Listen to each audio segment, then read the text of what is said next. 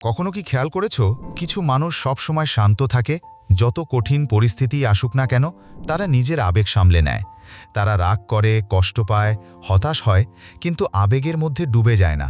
এটাই হলো emotional intelligence. এটা শুধু বুদ্ধি না, এটা অনুভূতির ওপর নিয়ন্ত্রণ। নিজের আবেগকে বোঝা আর অন্যের আবেগকেও সম্মান করা, এই দুইটা জিনিসই একজন মানুষকে আলাদা করে তোলে। আমরা ছোটবেলা থেকে শিখি কিভাবে ভালো ছাত্র হতে হয়, কিভাবে সফল হতে হয়, কিন্তু কেউ শেখায় না কিভাবে নিজের রাগ, ভয় বা দুঃখ সামলাতে হয়। অথচ জীবনের সবচেয়ে বড় সাফল্যগুলো আসে তখনই যখন আমরা নিজেদের অনুভূতির মালিক হতে শিখি।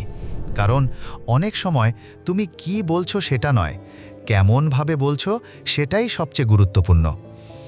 ইমোশনাল ইন্টেলিজেন্স মানে নিজের অনুভূতি লুকানো না, বরং সেটাকে বোঝা। যখন তুমি কষ্ট পাও তখন নিজেকে প্রশ্ন করো, কেন আমি এমন অনুভব করছি? এই রাগের পেছনে কি আসলে ভয় আছে? এই দুঃখের পেছনে কি প্রত্যাশা ভাঙার গল্প আছে?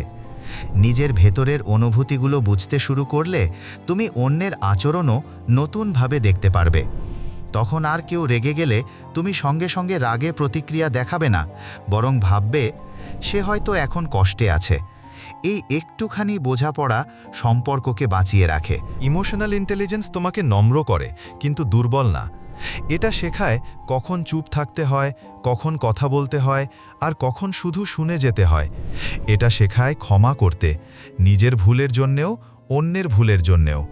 কারণ তুমি জানো, রাগ বা ঘৃণা ধরে রাখলে শেষমেশ পড়ে তোমার ভেতরের শান্তিটাই। একজন ইমোশনালি ইন্টেলিজেন্ট মানুষ কখনো পারফেক্ট না, কিন্তু সে সচেতন।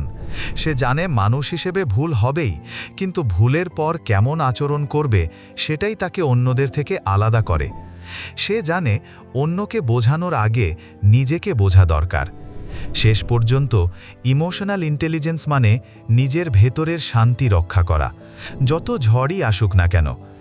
জীবন সবসময় আমাদের ইচ্ছামতো চলে না, কিন্তু আমরা চাইলে নিজের প্রতিক্রিয়াকে বেছে নিতে পারি। আর এই নির্বাচন, এটাই সত্যিকারের শক্তি।